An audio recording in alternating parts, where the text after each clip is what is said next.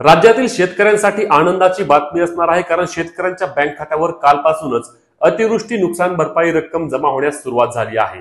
यामध्ये तुम्ही हा स्क्रीनशॉट देखील पाहू शकता की या शेतकऱ्याच्या बँक खात्यावर काल रात्रीच अतिवृष्टी अंतर्गत डीबीटी मार्फत 6,000 रुपये जमा झाले आहेत।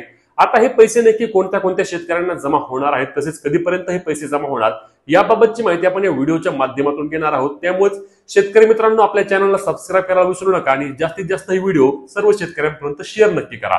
नमस्कार मित्रांनो, मी विराज, आपल्या हक्काच्या मराठी हायटेक या युट्यूब चॅनलवर तुमच्या सर्वांचे स्वागत आहे। मित्रांनो, अतिवृष्टीमुळे मागच्या वर्षी मोठ्या प्रमाणावर राज्यातील शेतकऱ्यांचे नुकसान झाले होते आणि यामध्ये शेतकऱ्यांना नुकसान भरपाई देखील मिळाली होती। परंतु मागील वर्षी 2024 मध्ये आपण पाहिलं की इलेक्शनचा पिरियड होता। आधी लोकसभा इलेक्शन झाले, त्यानंतर विधानसभा इलेक्शन झाले आणि या इलेक्शनच्या काळामध्ये काही शेतकऱ्यांना नुकसान भरपाई रक्कम मंजूर देखील झाली, परंतु त्यांची ई-केवायसी नसल्या कारणाने त्यांच्या बँक खात्यावर प्रत्यक्षात पैसे जमा झाले नाहीत आणि मग ते पैसे शेतकऱ्यांना कधी जमा होणार असे 1-2 महिन्यामध्ये शेतकऱ्यांनी चौकशी देखील केली, परंतु शेतकऱ्यांना मात्र निराशा मिळाली, कारण शेतकऱ्यांच्या बँक खात्यावर हे नुकसान भरपाई अतिवृष्टीमुळे झालेले नुकसान भरपाई मात्र जमा झाले नाही।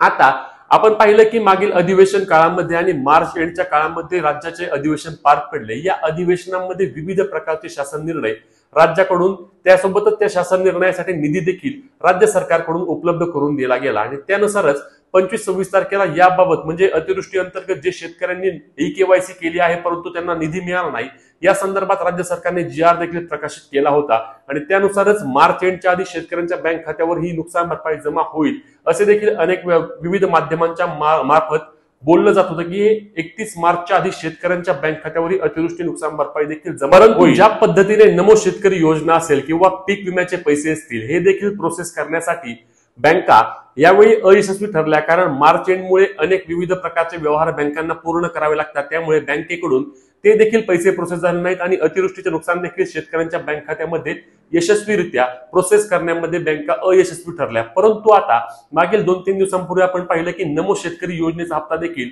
राज्य सरकारने ज्या पद्धतीने 28 तारखेला दिला होता, 29 ला शेतकऱ्यांच्या बँक खात्यावर जमा होईल सांगितलं होतं, परंतु ते पैसे 2, 3, 4 एप्रिल या 3 दिवसांमध्ये शेतकऱ्यांच्या बँक खात्यावर प्रत्यक्षात जमा झाले। त्याच पद्धतीने आपण पाहिलं की आता पीक विम्याचे पैसे देखील शेतकऱ्यांना येत्या काही दिवसांमध्ये मिळणार आहेत आणि त्याआधी म्हणजेच की पीक विम्याच्या आधी आता ही नुकसान भरपाईची रक्कम शेतकऱ्यांच्या बँक खात्यामध्ये कालपासूनच जमा झाली आहे।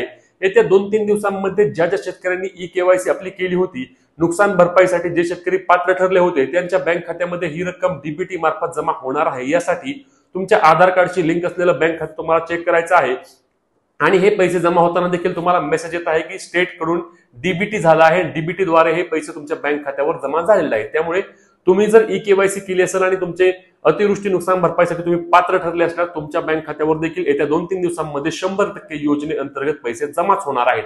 आता हे आत्ताचे नाहीत, नाहीतर आता काय झालंय, आता पुन्हा एकदा राज्यामध्ये आपण पाहत आहोत की हे जे नुकसान भरपाई झाली आहे किंवा आता हे नुकसान जे आता होत आहे शेतकऱ्यांचं, आता देखील आपण या अवकाळी पावसामुळे अनेक ठिकाणी फळबागांचे नाश पाहिला आहे, विविध प्रकारच्या व्हिडिओ देखील आपण पाहिले आहेत। त्याचा अजून पंचनामा होणार आहे, तो पंचनामा झाल्यानंतर तो रिपोर्ट तयार होईल, त्यानंतर किती प्रमाणामध्ये नुकसान झाले आहे हे सर्व गोष्टी तपासल्या जातील आणि मगच ते पैसे नुकसान भरपाई शेतकऱ्यांना मिळतील।